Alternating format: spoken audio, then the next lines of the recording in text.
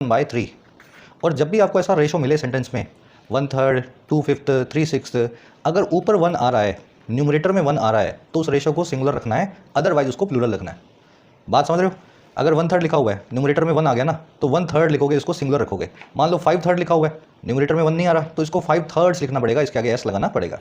तो 1/3 of the players have या has qualified, 1/3 players ने क्वालिफाई कर लिया है।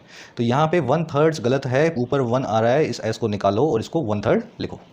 वैसे ही 3/5 ऑफ द वाटर, 3/5 जो वाटर है इन दिस पॉन्ड, इस तालाब में, ये रेन से यानी बरसातों से इकट्ठा किया गया है।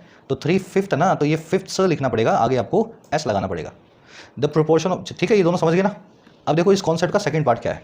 भाई आपने इस रेशो को, प्रोपोर्शन को तो पकड़ लिया, इसकी वर्ब जो है ना 1/3, 3/5, 5/7, इनकी वर्ब जो है ऑफ प्रेपोजिशन के बाद में आने वाले नाउन के हिसाब से लगेगी।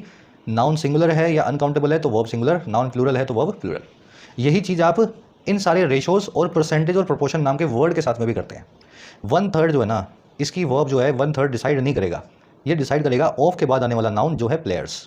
प्लेयर्स प्लूरल है तो वर्ब जो है प्लूरल लगेगी। समझ रहे हो बात? ये बताना चाह रहा हूँ आपको। 3/5 की वर्ब 3/5 डिसाइड नहीं करेगा, ये करेगा ऑफ के बाद में आने वाला नाउन जो कि है वाटर। वाटर अनकाउंटेबल है, इसलिए वर्ब जो है सिंगुलर होगी।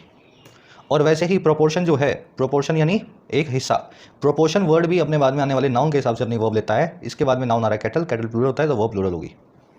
और उसी तरीके से परसेंटेज नाम का वर्ड 80%, 20%, इसकी खुद की कोई वर्ब नहीं है। ऑफ प्रेपोजिशन के बाद में जो स्टॉक नाम का नाउन आ रहा है, स्टॉक को काउंट नहीं कर सकते तो वर्ब होगी सिंगुलर। समझ गए? थोड़ा दो कॉन्सेप्ट को मिक्स करके आपको मैंने बता दिया।